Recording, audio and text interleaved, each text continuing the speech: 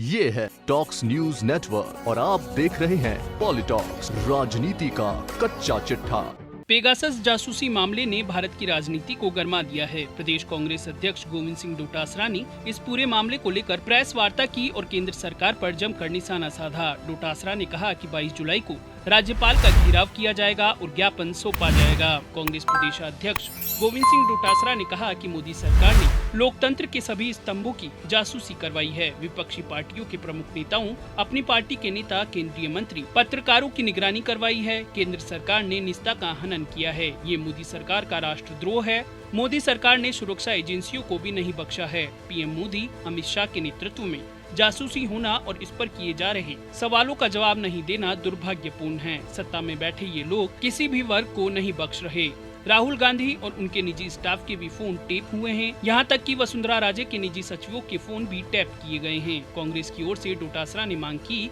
कि supreme court के माध्यम से मामले की जांच करवाई जानी चाहिए और गृह मंत्री अमित शाह को इस्तीफा देना चाहिए। डोटासरा ने कहा कि प्रधानमंत्री की अनुमति के बिना गृह मंत्री अमित शाह की हिम्मत नहीं हो सकती कि वो सभी के फोन टेप करवा लें। जासूसी की खबरों से संवेदनशील देश की एकता खतरे में है। मोदी सरकार किस तरह शासन कर रही है, यह एक बानगी है। पूरी साजिश से जब तक पर्दा नहीं उठ जाए, प्रधानमंत्री और गृह मंत्री अपने आप को पाक साफ साबित नहीं कर दें, गृह मंत्री को इस्तीफा देना चाहिए। डोटासरा ने कहा कि जासूसी के मामले में आईटी मंत्री कह रहे हैं कि ऐसी कोई बात नहीं हुई। दूसरी तरफ पूर्व मंत्री रविशंकर प्रसाद बोल रहे हैं कि जासूसी का प्रमाण ही नहीं। साल 2019 लोकसभा चुनाव में बताया गया था कि एनएसए को नोटिस दिए गए हैं। एनएसए केवल सरकार को अपना सॉफ्टवेयर बेचती है। डोटासरा ने कहा कि सरकार को सवालों के जवाब देने चाहिए। अपने आप को राष्ट्रवादी, देश प्रेमी और चौकीदार कहने वाले ये लोग निस्ता का हनन करने में लगे थे। लोकसभा चुनाव से पहले भी केंद्र सरकार ने जासूसी की।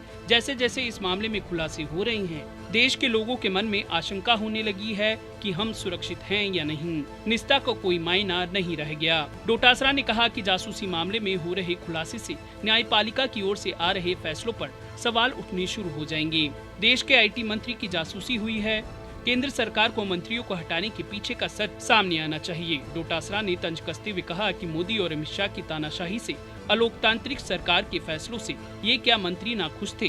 क्या जासूसी के आधार पर मंत्रियों को हटाया गया? जासूसी मामले में राजस्थान के तार जुड़ने पर डोटासरा ने कहा कि राजस्थान के पूर्व मुख्यमंत्री वसुंधरा राजे के निजी सचिव के फोन भी टेप हुए। डोटासरा ने तंज कसते हुए कहा कि किस साजिश के तहत वसुंधरा राजे को साइडलाइन किया गया? क्या जासूसी के बाद ही वसुंधरा राजे को दूध से मक्खी की तरह निकाल दिया गया? वसुंधरा राजे उनकी पार्टी की मुख्यमंत्री और केंद्र सरकार में मंत्री रही है। राजे ने जीवन भर भाजपा की सेवा की। डोटासरा ने कहा कि वसुंधरा राजे के निजी सचिव का फोन टेप किया जाना दुर्भाग्यपूर्ण है। देश के प्रधानमंत्री मोदी और गृह मंत्री अमित शाह इसमें संलिप्त हैं। इन दोनों ने शपथ के विरोध कार्य किया है। गोविंद सिंह डोटासरा ने मोदी सरकार पर निशाना साधते हुए कहा कि जासूसी करवाकर सुप्रीम कोर्ट की निगरानी की गई, दबाव डालकर फैसले करवाने के षड्यंत्र रचे गए। पूर्व सीजेआई पर आरोप लगाने वाली महिला के परिजनों की जासूसी की गई। पूर्व चुनाव आयुक्त अशोक लवासा का भी नाम लिस्ट में है, जिससे बीजेपी की सरकार का चाल, चरित्र और चेहरा सामने आ गया है। महंगाई से आमजन परेशान है, किसान आंदोलित है और बेरोजगारी से युवा परेशान है। मोदी सरकार